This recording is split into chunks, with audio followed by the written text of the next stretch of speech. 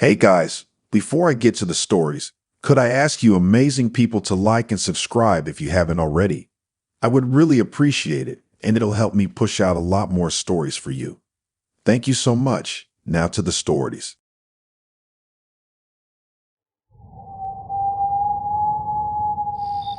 Getting out into remote wilderness areas has been my favorite escape since high school. I love disconnecting from cell service and electricity for a few days, roughing it in nature away from modern trappings. Last summer, I convinced my college buddies Zach and Louis to join my annual early autumn backpacking trip way up in the mountain forests. We eagerly packed camping gear and enough provisions for a week, driving several hours beyond small rural towns until the terrain became densely isolated. Hiking deeper past several pristine lakes and meadows, I found the perfect site. A sheltered clearing surrounded by soaring pines that first afternoon. We set up tents, gathered firewood, and kicked back hydrating and snacking while basking in idyllic alpine beauty. When the sun dipped behind jagged peaks, we prepared a humble campfire dinner, then passed out quickly under more stars than any of us city kids had ever seen. The next morning, however, we awoke scratching mosquito bites to discover subtle indications something was amiss.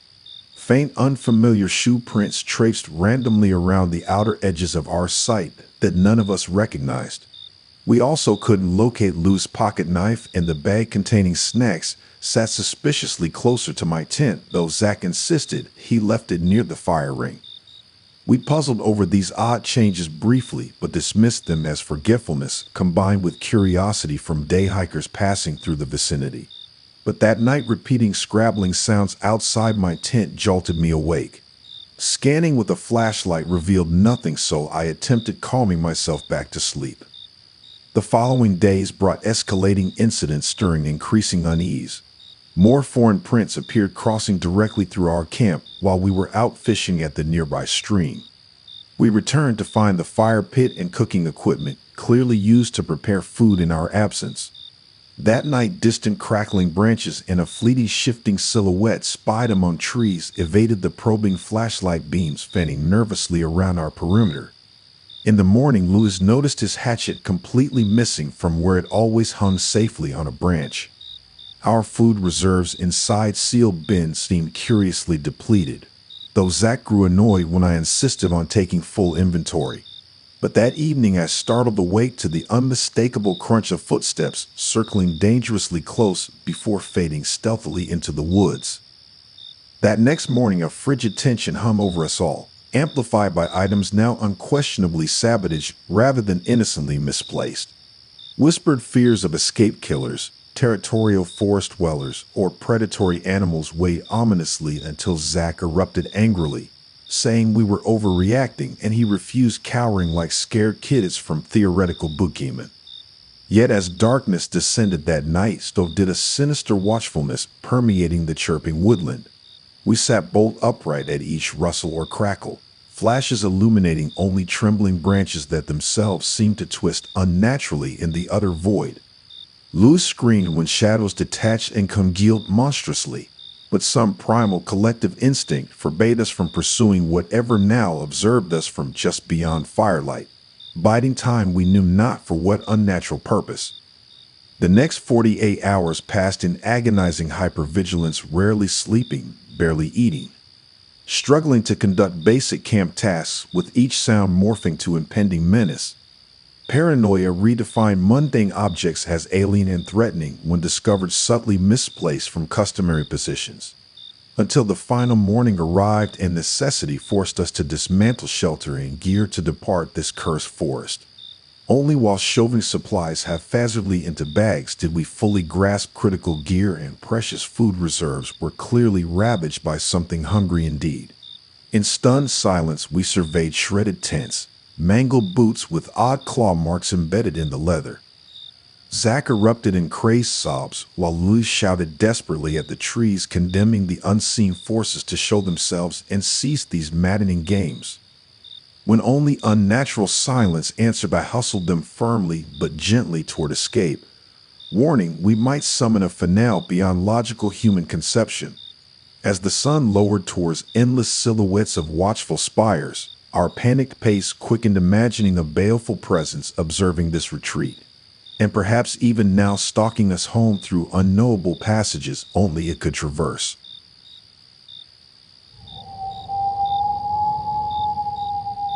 When my friends and I stumbled onto that abandoned camera dangling from a tree, we joked about posting the pics online to locate its owner, or sneak shots of each other doing silly poses first. But actually flipping through the images awakened some primal superstition warning us to turn back. If only we had listened. We were halfway through a relaxing week-long hike when Evan spotted the camera strap snagged on a low branch just off trail. He victoriously wiggled it free, laughing about his awesome premonition we'd find buried treasure on this trip. We gathered excitedly, flipping open the viewing screen as he scrolled to replay the memory card contents. Maybe we find honeymoon snapshots, family vacations, embarrassing glimpses into strangers' happy moments we could tease each other recreating. The first dozen photos showed simply gorgeous wilderness shots, mountain peaks, wildflowers, meandering streams. Judging by the angles and central compositions, the photographer clearly possessed an artistic eye and love for nature's splendor, a talented amateur capturing beautiful memories for the sake of art itself. Nothing alarming yet, though a creeping unease tingled my senses when Evan reached an abrupt sequence of shaky dark images. Shadowy 1080 footage barely illuminated deserted campsites and slash piles along trail edges from recent seasonal maintenance. Icy droplets seemed to splatter across the lens in each chaotic frame.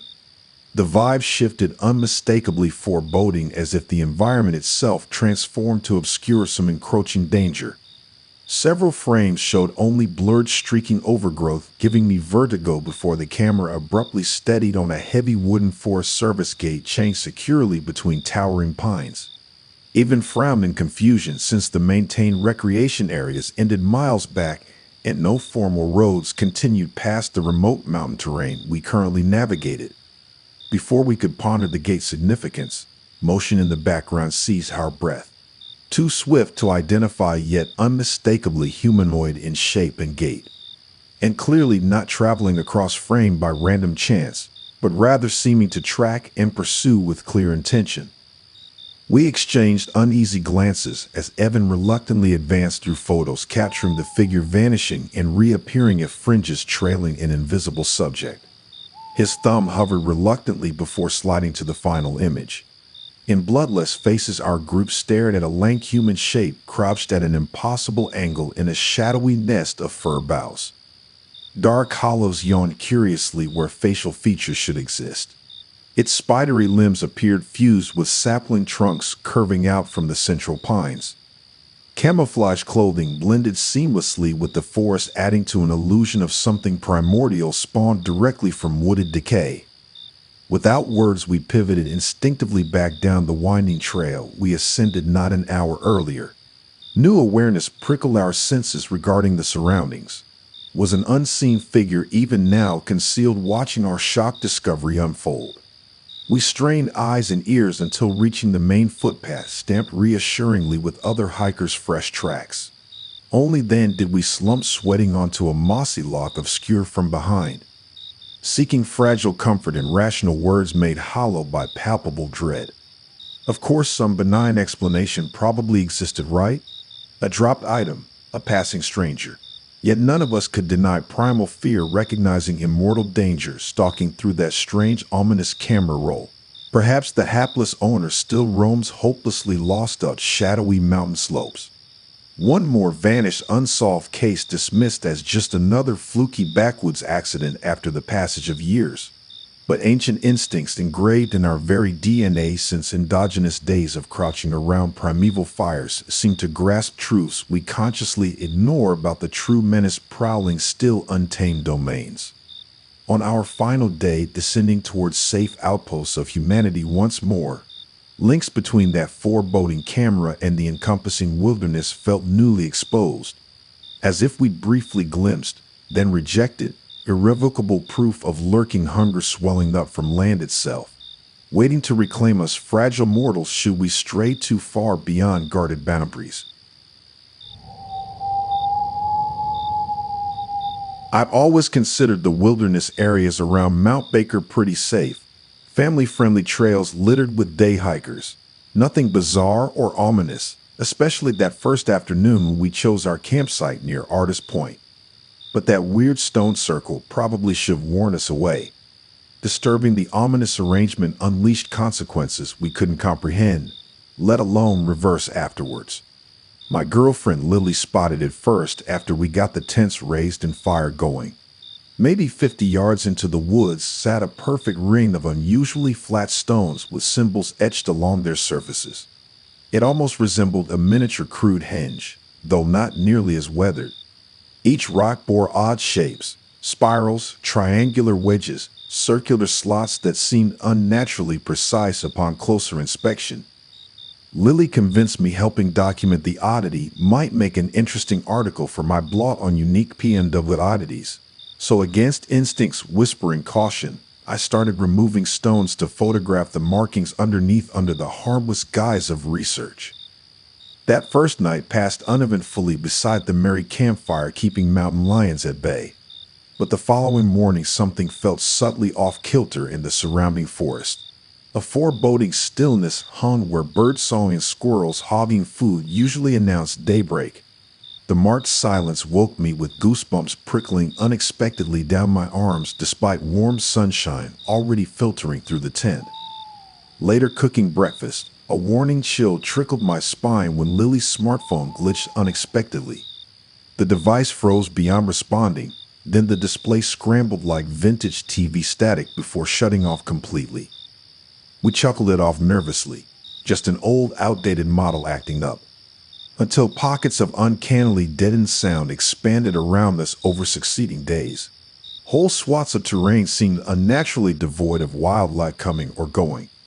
Our watches began randomly scrambling times when passing certain shady copses. Compasses spun erratically when navigating unfamiliar rocky bluffs revealed by recent glacial retreat. The unsettled sensations crescendoed whenever we checked equipment only to discover fully charged batteries inexplicably drained. Our jokes turned increasingly to nervous speculation about just what forces we ignorantly unleashed through tampering with that ancient-seeming stone ring. In the back of our minds, we both suspected the chaotic happenings surpassed random technical failure or temporary wildlife migration. Some indefinable energy awakened and now interwove with increasingly dangerous intensity into the very landscape itself. But out loud, we pushed aside logical doubts with the shaky reassurance of scientific reason. On our final night, Lily shook me awake white-faced and trembling from a nightmare about clean icy hands pursuing her relentlessly through those erratic woods we encountered days before. Neither of us could slip back into sleep, so we lay tense listening to the night close around us, while unspoken worries and primal dread electrified the darkness. Until even that minuscule comfort shattered with a screech slicing the air outside our tent. Bolting upright, flashlights revealed several coyotes or perhaps wolves circling our campsite just beyond rifle range. Their reflective eyes taunted ominously through the pines as they yapped and howled with vicious playfulness. Scrambling to stash food remains and secure our sight seemed only to encourage their predatory antics. Yet daylight's return somehow dispersed the threat as rapidly as it formed. Packing camp to leave later that morning, Lily and I swore powerful oaths never to reveal anything about the stone circle or unleashing whatever still lingered in places where cairns were stacked unnaturally high along the trail. Ancient warnings never needed translating aloud in any language, and this one whispered that foolish intruders who disturb what should remain hidden often disappear into the wilds, becoming inexplicably lost despite clear skies or trails, almost like a deliberate absorbing into the mystery itself, dissolving slowly until there is nothing left but the unsettling uncertainty what might lurk within untamed forests old as time.